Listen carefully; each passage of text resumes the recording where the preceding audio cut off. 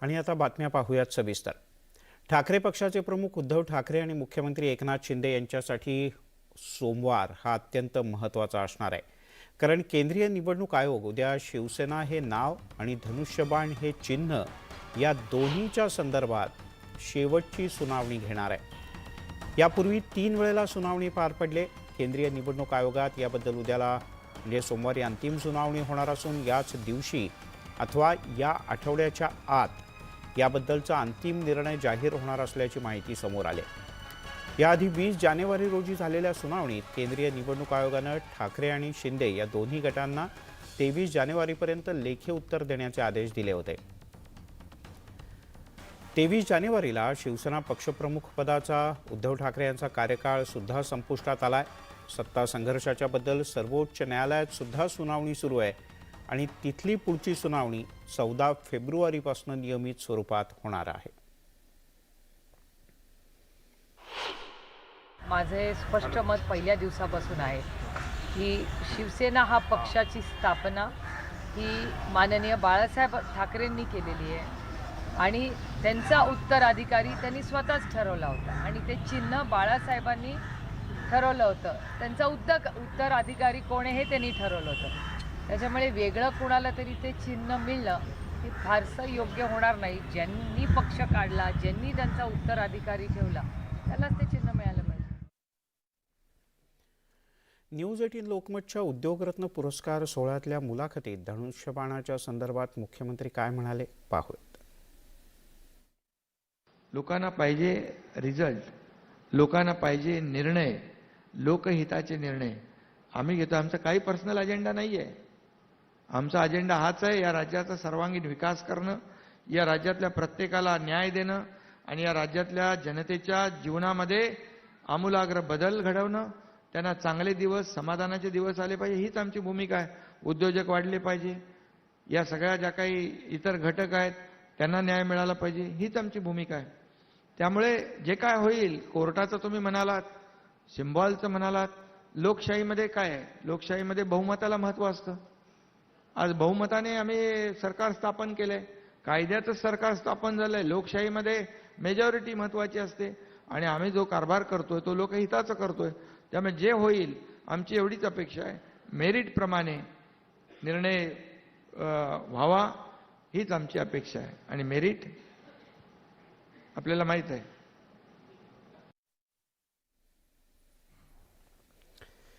वीस जानेवारीला केंद्रीय निवडणूक आयोगात झालेल्या सुनावणीत ठाकरे आणि शिंदेंच्या बाजूने काय युक्तिवाद करण्यात आला होता, आपण एक धावती नजर टाकूया।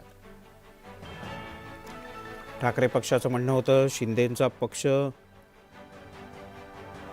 त्याचं बंड आहे, ते घटनेच्या विरोधात आहे, तर शिंदे गटाचं म्हणणं होतं शिवसेना पक्षाच्या घटनेचं आम्ही पालन केलंय। आमच्या पक्षात कोणती फूट पडलेली नाही असं उद्धव ठाकरे यांनी म्हटलं, तर शिंदे यांच्या बंडानं शिवसेनेत फूट पडली असं एकनाथ शिंदे यांनी निवडणूक आयोगासमोरच्या सुनावणीत म्हटलं। एकनाथ शिंदे मुख्य नेते नाहीत असा दावा उद्धव ठाकरे यांचा गट करत राहिला, तर मुख्य नेतेपद हे कायदेशीर आहे असा दावा एकनाथ शिंदे यांच्या गटानं केला। प्रतिनिधी सभा ही ठाकरेंच्या बाजूने असा दावा करण्यात आला, तर प्रतिनिधी सभा नव्हे तर लोकप्रतिनिधी महत्त्वाचे असं शिंदे गटाच्या वकिलांनी सातत्यानं न्यायालयात निवडणूक आयोगाच्या समोर मांडलं।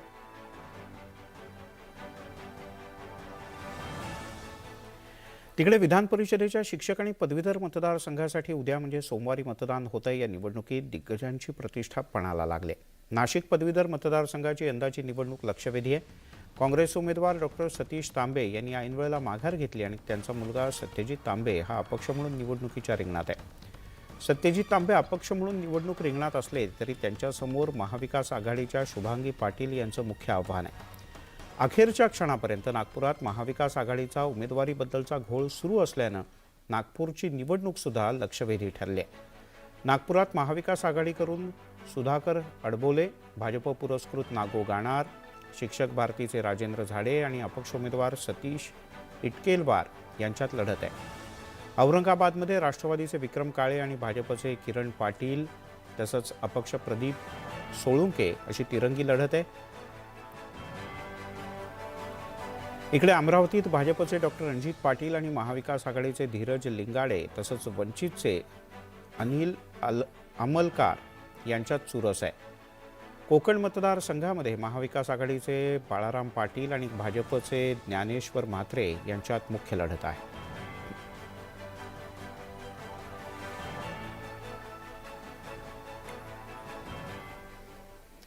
तिकडे सुजय विखे पाटील यांनी सत्यजित तांबे यांना पाठिंबा देण्याचा निर्णय घेतला असं दिसत आहे. कारण विखे पाटील यांच्या शेकडो कार्यकर्त्यांनी स्टेटसवर सत्यजित तांबे यांचा फोटो ठेवलाय.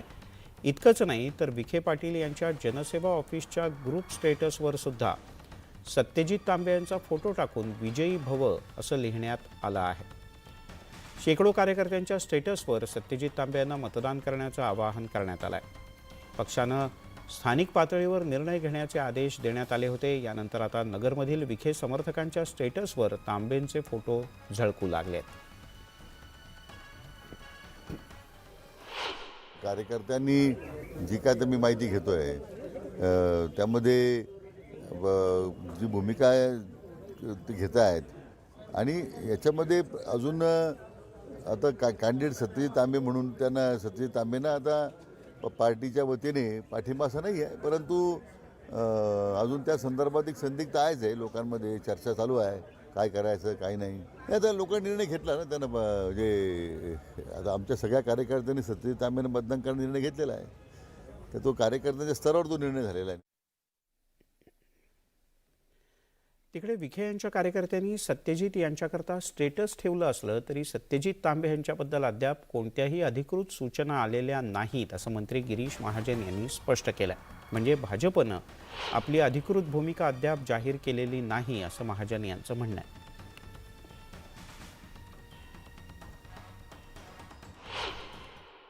काय सांगाल, पदवीधरची उद्या निवडणूक आहे, भाजपचं अद्याप मौन पाहायला मिळतंय, कुठली भूमिका जाहीर केलेली नाही, कोणाच्या पाठीशी? आता उद्या निवडणूक आहे, आमचं मौन आहे, म्हणजे आमची भूमिका काय तुमच्या लक्षात यायला पाहिजे. आम्ही आहे तसेच आहोत, त्यामुळे अजून आमची भूमिका स्पष्ट झाली नाही. आज कदाचित आमचे अध्यक्ष आहेत मान्य देवेंद्रजी आहेत, या बाबतीत कदाचित ते निर्णय आज जाहीर करू शकतील. भाजपचा छुपा पाठिंबा एक सत्यजित तांबेंना असल्याचं चर्चा आहे. तसं तरी माझ्या कानावर अजून आलेलं नाही किंवा मला तशा सूचना आलेल्या नाहीत. तिकडे चमत्काराच्या दाव्यामुळे अडचणीत आणि चर्चेत आलेले बागेश्वर धामचे धीरेंद्र शास्त्री महाराज पुन्हा एकदा वादात सापडले. संत तुकाराम महाराज यांच्याबद्दल धीरेंद्र शास्त्री यांनी अकलेचे तारे तोडले. तुकाराम महाराज यांना त्यांची पत्नी मारायची, त्यामुळे ते संत बनले अशी मुक्ताफळं धीरेंद्र शास्त्री महाराज यांनी उधळले.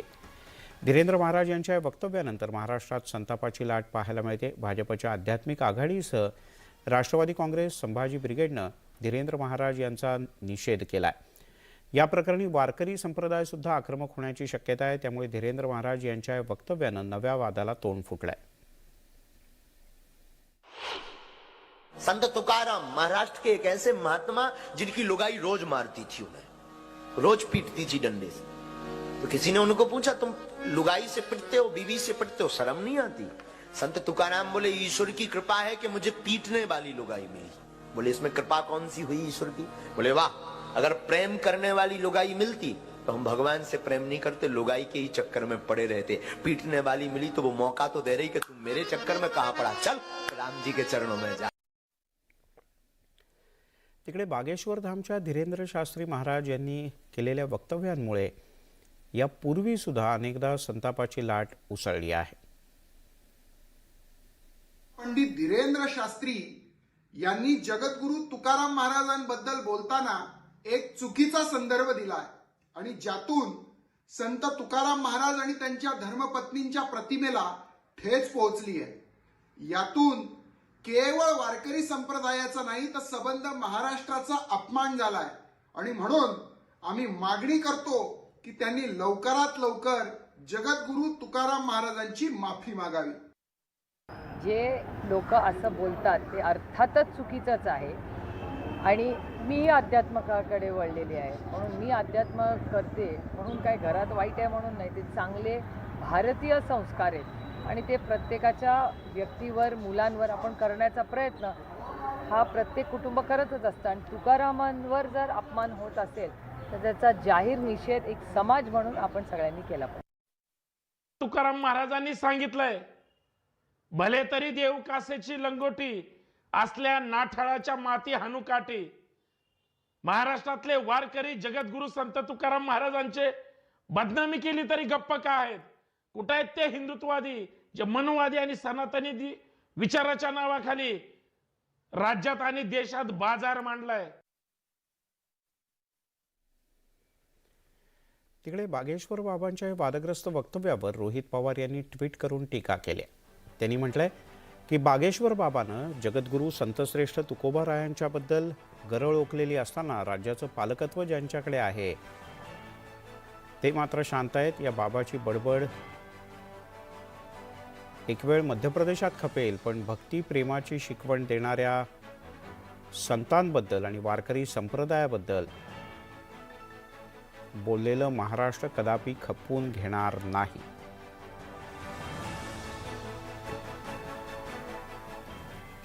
मुख्यमंत्री एकनाथ शिंदे यांनी आज देहूच्या तुकाराम महाराज मंदिरात जाऊन दर्शन घेतलं. यावेळेला देहू संस्थांच्याकडून त्यांचा खास सत्कार करण्यात आला.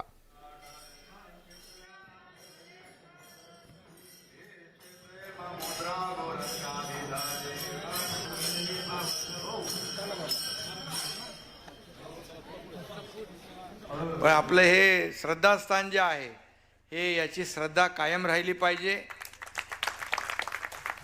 शेवटी आपण विकास कुणासाठी करतो? लोकांसाठीच करतो. परंतु विकास करत असताना वारकरी संप्रदायाच्या किंबहुना नागरिकांच्या श्रद्धेला ठेच पोचवून विकास आपण करणारे राज्यकर्ते नाही आहोत. आपल्या सगळ्यांचा विचार घेऊन पुढे जाणारे राज्यकर्ते आपण आहोत. खरं म्हणजे मला आठवतंय की तेव्हा आपल्या MSRDCचा मी मंत्री होतो आणि मला खासदार आणि आपण सगळ्यांनीच सांगितलं की बाबा इथून आपल्याला तो रिंग रोड काढायचा आहे. आमचं ते सगळं प्लॅनिंग होतं. शेवटी रस्ते, बायपास रोड, रिंग रोड ही शहराची गरज असते.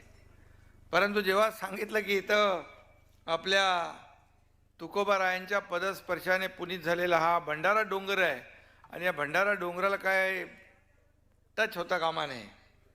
आणि मी माहिती घेतली सगळी काय आहे बाबा इथं. मला आता इकडे काय जायचं नाही आपल्याला, हे रस्ता जाऊ दे वळवा दुसरीकडं. पण आपलं हे श्रद्धास्थान जे आहे हे याची श्रद्धा कायम राहिली पाहिजे. ग्रामीण भागात अनेक युवकांच्या लग्नाचा प्रश्न सध्या गंभीर झालाय आणि त्याचाच गैरफायदा बार्शीमधल्या वधूवर सूचक मंडळांनी घेतला. अनेक लग्नाळू मुलांची वधूवर सूचक मंडळाच्या माध्यमातून फसवणूक करण्यात आली. या प्रकरणी आता वधूवर मंडळासह एजंटांना अटक करण्यात आली.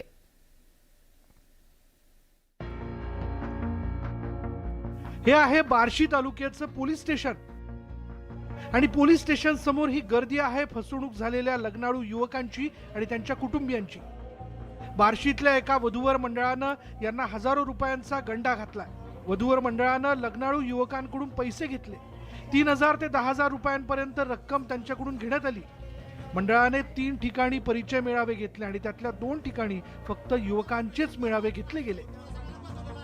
शनिवारी 3ऱ्या मेळाव्यात लग्नाळू युवक आणि त्यांचे नातेवाईकही आले, पण त्याही वेळी वधू नसल्याने या सगळ्यांना फसवणूक झाल्याची शंका आली आणि त्यांनी पोलीस ठाणे गाठलं. काही लग्नाळू युवकांच्या कुटुंबियांना लग्नासाठी दागिने कपडेही खरेदी करायला सांगितले होते. आम्हाला सांगण्यात आलंय की पुढे तुम्हाला 27 तारखेला आणि मुली दाखवण्यात येईल आणि लग्न पुन्हा पुढच्या 2-4 दिवसात असं होईल असं सांगितलं आम्ही. म्हणून आता त्यांनी रामा खैरे यांनी आमच्याकडून 10,000 रुपये ह्यांच्याकडून घेतलेले आहेत आणि ती मीच तिथं जाऊन स्टेजवर सांगितलं की ही एकदम फ्रॉड आहे. मी यायच्या अगोदर ह्यांच्या पत्रकाराच्या यायच्या अगोदर सांगितलं त्यांना मॅडमला की तुम्ही जे करायला लागला जी फ्रॉड करायला लागला.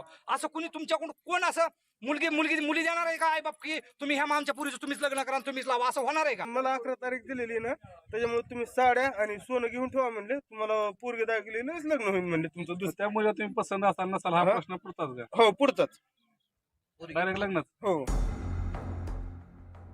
बार्शीतल्या कथित वधूवर मंडळाचे चालक, महिला आणि इतर एजंट्सना पोलिसांनी ताब्यात घेतलंय. यातून एक मोठं रॅकेट समोर आलंय. लग्नाला उशीर झालेल्या युवकांच्या आणि त्यांच्या कुटुंबियांच्या परिस्थितीचा फायदा घेण्याचा आणि त्यांच्या भावनांशी खेळण्याचा आर्थिक फसवणुकीचा हा प्रकार खरोखरच धक्कादायक आहे. बार्शीहून प्रीतम पंडितसह ब्युरो रिपोर्ट, न्यूज 18 लोकमत. तिकडे उजनी पाटबंधारे विभागाचा उजवा कालवा फुटलाय. मोहोळ तालुक्यातील पाटकुळ या गावामध्ये उजनी पाटबंधारे विभागाचा हा कालवा फुटलाय. हा कालवा फुटल्यामुळे शेतकऱ्यांच्या शेतात पाणीच पाणी झालंय. उजनी धरणातून उजव्या कालव्याच्या माध्यमातून 500 क्युसेक्स पाण्याचा विसर्ग सुरू होता. मात्र अचानक पाटकुल गावात उजवा कालवा फुटला. शेतकऱ्यांच्या शेतात तुफान वेगानं पाणी शिरलं. पाटकुल येथील शेतकऱ्यांना मोठा फटका बसलाय. शेतातील डाळिंबासह ऊस आणि इतर पिकं वाहून गेलेत. शेतकऱ्यांच्या घरात सुद्धा मोठ्या प्रमाणात पाणी शिरलं आहे.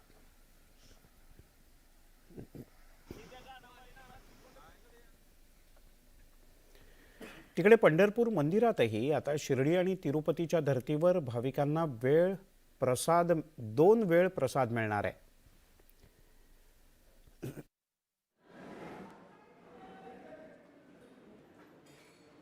दररोज रात्री 8 ते 10 या वेळेत भाविकांना विठ्ठलाचा प्रसाद मिळेल. रात्रीच्या प्रसादाच्या मध्ये सार, भात, खिचडी, ताकभात असा या अन्नपदार्थांचा समावेश असेल. यापूर्वी फक्त दुपारी 12 ते 2 या वेळेतच हा प्रसाद मिळत होता.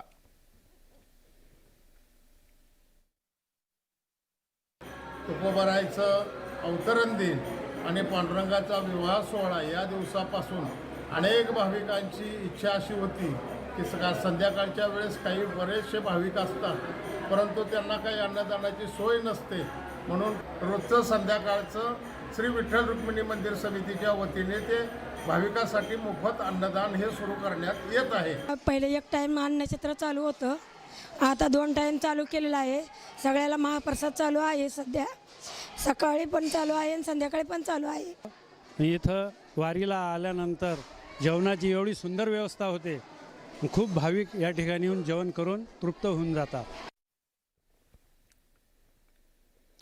तिकडे किंग खानच्या पठाण सिनेमाची घोडदौड कायम आहे. बॉक्स ऑफिसचं कलेक्शन जे आहे त्याचा अंदाज वर्तवण्यात येतोय, पण त्याचा अंदाज असा होता की ते लाखोंच्या घरात जाईल, पण ते कोटींच्या घरात गेलंय. आणि त्यामुळेच गेलं वर्षभर बॉलिवूडला निराश करणारं ठरलं होतं. पण या वर्षाची सुरुवात पठाणमुळे खास झाली असं म्हणता येईल.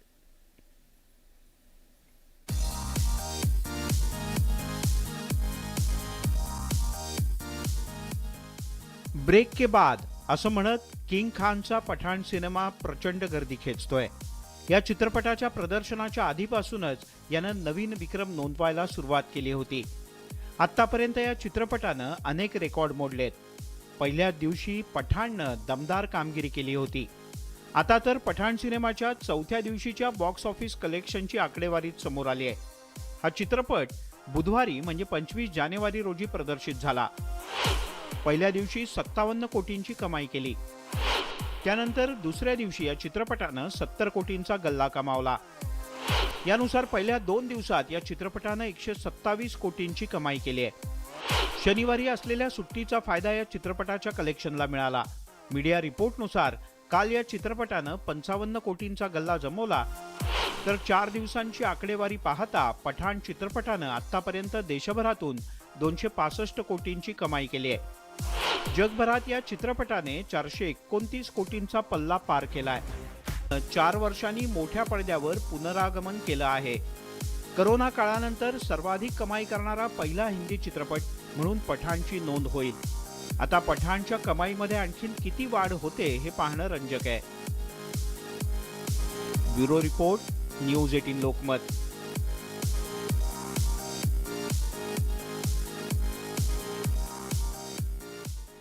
इकडे अभिनेता शाहरुख खाननं आपल्या मन्नत बंगल्याच्या बाहेर येऊन चाहत्यांच्या शुभेच्छा स्वीकारल्या.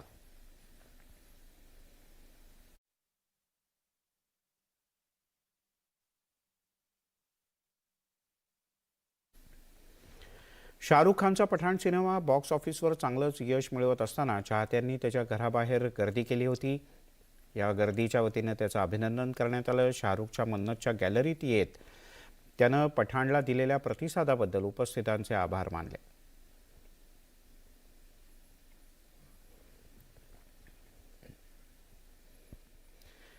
तिकडे पोलिसांना केलेल्या गोळीबारात जखमी झालेले ओडिशाचे आरोग्यमंत्री नाबा दास यांचं उपचाराच्या दरम्यान निधन झालंय. नाबा दास यांच्यावर झरसुगुदा या जिल्ह्यात सकाळी सहाय्यक पोलीस उपनिरीक्षकानं गोळीबार केला. मंत्री दास यांच्या छातीत डाव्या बाजूला गोळ्या लागल्या. तातडीनं त्यांना रुग्णालयात दाखल करण्यात आलं.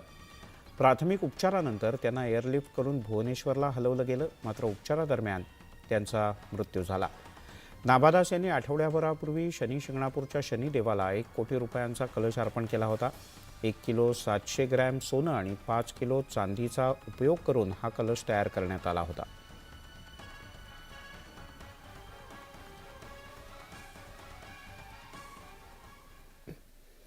राधाकृष्ण नगर येथे एकाच कुटुंबातील तिघांनी गळफास घेत आत्महत्या केल्याचा धक्कादायक प्रकार समोर आलाय. राधाकृष्ण नगर आशापुरी निवास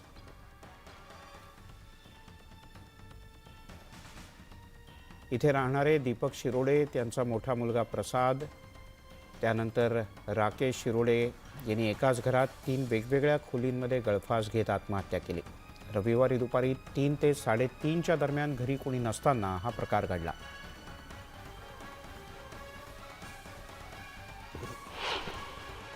या ठिकाणी रजिस्टरमध्ये एक नोट लिहिलेली आहे.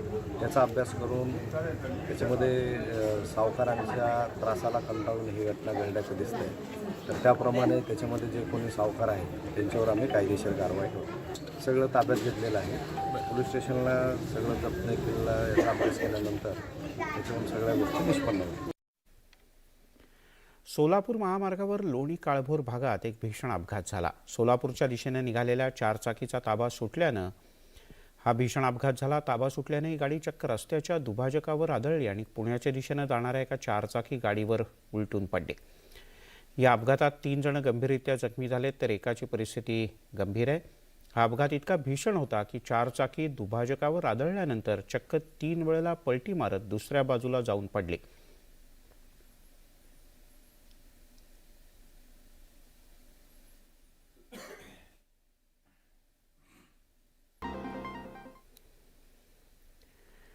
आणि आता अनेक महत्त्वाच्या बातम्यांचा घेऊयात आढावा. अर्थातच टॉप बॉल आपल्या पदरात पाडून घेतला.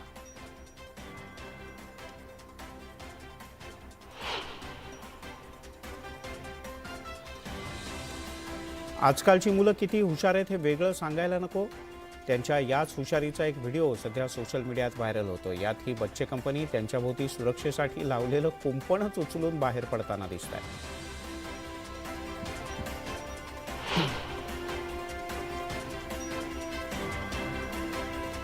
मांजरी किती हुशार असतात हे सगळ्यांनाच माहिती आहे. आता या व्हिडिओतली मांजर पहा. तिला दाखवलेली जादू तिनं 1 मिनिटात शिकून घेतली आणि त्याचं प्रात्यक्षिकही दाखवलं.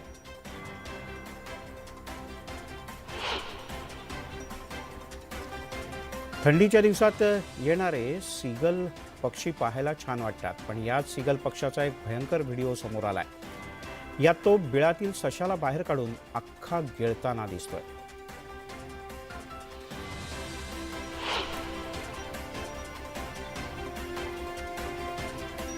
जमिनीवर चालणारी आळी सगळ्यांनीच पाहिली असेल, पण सोशल मीडियात व्हायरल होत असलेल्या व्हिडिओत एक महिला या आळीप्रमाणे चालत चालत समुद्रात जाताना दिसते. या व्हिडिओला लोकांनी पसंती दिली आहे.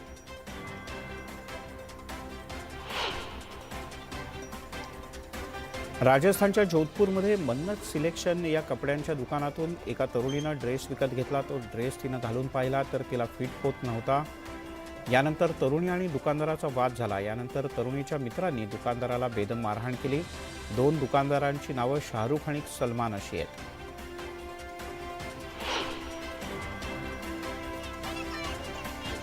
सोशल मीडियावर एका चिमुरडीच्या भाषणाचा व्हिडिओ व्हायरल झाला. या व्हिडिओतून ही चिमुरडी स्त्रीभ्रूण हत्येवर समाज प्रबोधन करताना दिसते.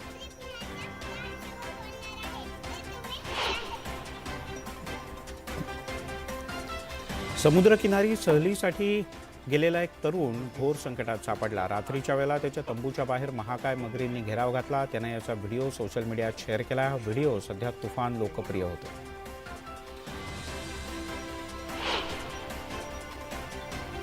उमर सय्यद शबान नावाच्या तरुणानं चक्क पाण्यातून सगळ्यात उंच उडी घेत नवा इतिहास रचलाय. तरुणानं पाण्यातून 2.3 मीटर उंच उडी घेतली आणि गिनीज बुक ऑफ रेकॉर्डमध्ये आपलं नाव नोंदवलं. याचा व्हिडिओ सध्या व्हायरल झालाय.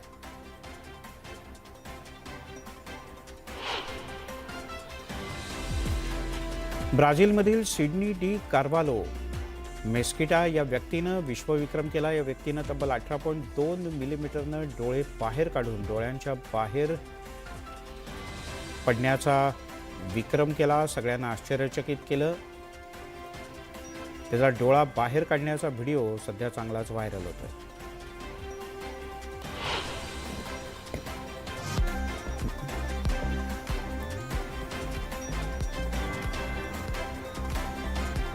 वारंवार हुकूम ऐकून हैराण झालेल्या माकडानं चक्क मालकालाच मारल्याचा व्हिडिओ व्हायरल झालाय.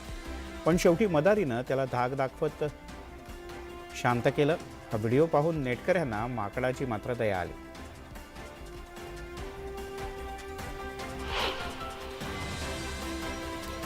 सोशल मीडियावर एक तरुण कुत्रा मांजरीच्या ऐवजी घरात चक्क सिंहाला पाळत असल्याचा व्हिडिओ समोर आलाय. हा सिंह या माणसापेक्षा दुप्पट मोठा दिसतोय. सिंहाला पाहून कोणीही घाबरून जाईल.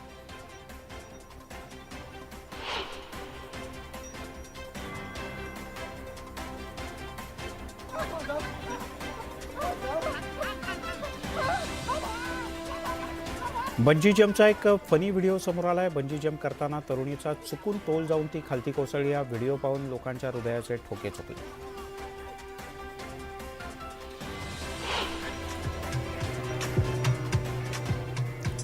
सध्या व्हायरल झालेलं काल्म डाऊन हे गाणं एका तरुणानं सेक्साफोनवर वाजवून सगळ्यांची मनं जिंकलेत. भर रस्त्यात या तरुणानं अतिशय सुंदर पद्धतीनं हे वादन केलं. इथे उपस्थित असलेल्या सगळ्यांचंच त्यानं लक्ष वेधून घेतलं.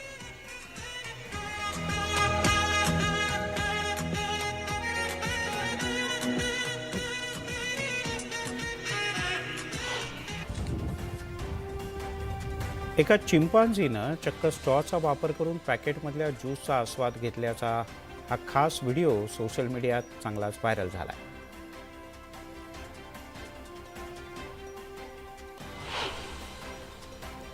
प्रेमाला सीमा नसते असं म्हणतात आणि असाच काहीसा प्रकार उत्तर प्रदेशच्या एटा जिल्ह्यात पाहायला मिळाला. प्रियकराशी लग्न करण्याकरता एक तरुणी स्वीडनहून थेट भारतात आली. भारतीय संस्कृतीनुसार तिनं लग्न केलं. हा अनोखा विवाह पाहण्यासाठी आजूबाजूच्या परिसरातल्या नागरिकांनी मोठी गर्दी केली होती.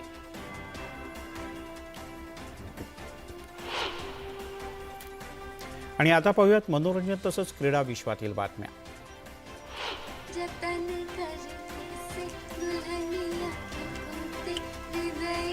कप सॉन्गमुळे मिथिला पालकरला विशेष लोकप्रियता मिळाली. सध्या तिचं घोडे पे सवार हे गाणं चाहत्यांच्या खास पसंतीस उतरलंय. या व्हिडिओला लाखो व्ह्यूज मिळत आहेत.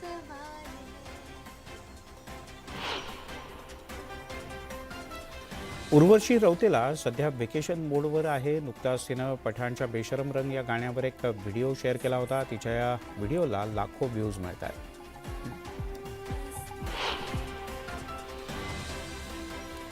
सोनाली कुलकर्णी सध्या जैसलमेरमध्ये आहे. सुट्ट्या एन्जॉय करताना तिने काही फोटो शेअर केलेत. याला स्वर्णनगरी जैसलमेर असं कॅप्शन तिनं दिलं आहे.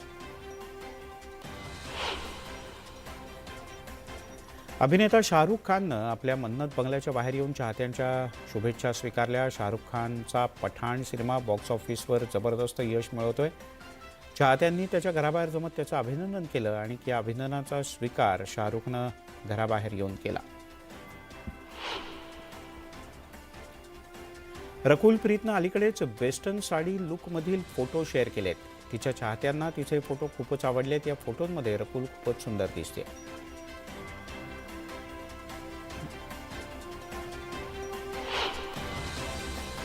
सोनाक्षी सिन्हानं इंस्टाग्रामवर एक व्हिडिओ शेअर केला. यात ती फोटोशूटसाठी वेगवेगळ्या पोज देताना दिसते. तिचा हा खास अंदाज चाहत्यांच्या पसंतीस उतरतोय.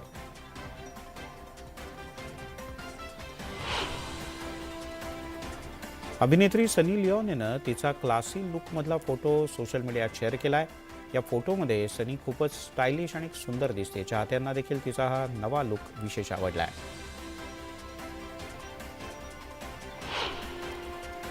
अभिनेत्री अंकिता लोखंडेनं तिच्या पतीसोबत अनेकदा रील्स बनवली आहेत. असाच एक रील तिनं शेअर केला आहे. अंकितानं विकी जैनसोबत घोडे पे सवार या गाण्यावर रील बनवलं. या रीलला चाहत्यांच्या प्रचंड प्रतिसाद मिळतोय.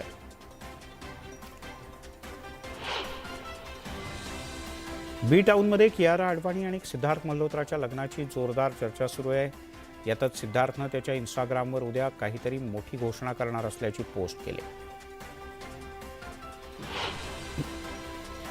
अभिनेता विकी कौशल अनुराग कश्यपच्या ऑलमोस्ट प्यार विथ डीजे मोहब्बत या सिनेमात डीजेच्या रोलमध्ये दिसणार आहे. विकीनं सोशल मीडियावर त्याचा फर्स्ट लुक शेअर केला.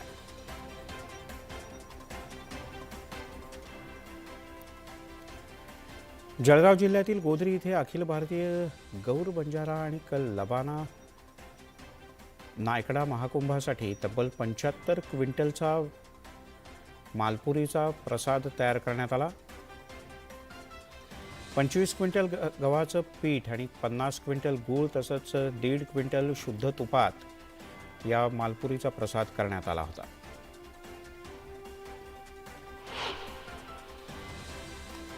भारतीय बनावटीच्या विविध तोफा डागत भारतीय सैन्यानं आर्टिलरीची क्षमता आणि शक्तीचं जोरदार प्रदर्शन केलं. नाशिकच्या देवळाली इथल्या मैदानावर असलेल्या या युद्धभूमीच्या अभ्यासात हे सादरीकरण करण्यात आलं.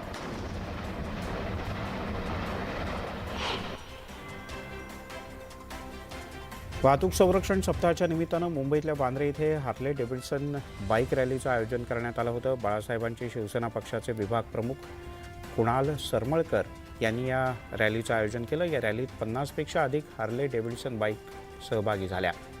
शालेय शिक्षण मंत्री दीपक केसरकर यांच्या उपस्थितीत या बाईक रॅलीला हिरवा झेंडा दाखवण्यात आला.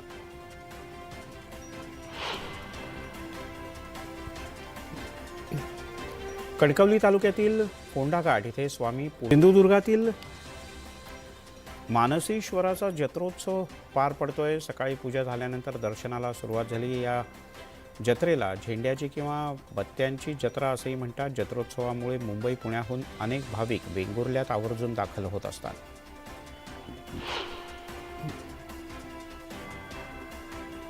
शेतातील पिकांचं वन्य प्राण्यांपासून संरक्षण करण्यासाठी लाकडी मचाण करतात. मात्र वर्ध्यात शेतकरी पुत्र योगेश लिचडेनं बिबट्याच्या दहशतीमुळे शेतात मचाण तयार केलंय. या मचाणावर विद्युतरोधक सोलर पॅनल, सोलरवर ऑपरेट होणारी पंख्यांची व्यवस्था सुद्धा करण्यात आली. इतकंच नाही तर मचाणा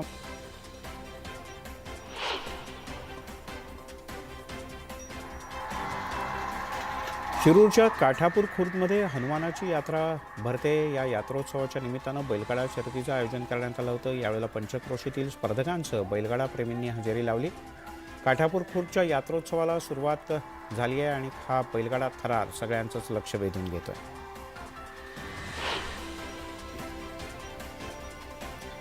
यवतमाळच्या घाटंजीमध्ये एका वाघिणीचा मृतदेह सापडला. वनरक्षकांनी घटनास्थळी पाहणी केली. वाघिणीच्या मृतदेहावर कोणत्याही प्रकारच्या जखमा किंवा घाव नाही. त्यामुळे हा नैसर्गिक करा. आमच्या यूट्यूब चॅनलला सबस्क्राईब करा.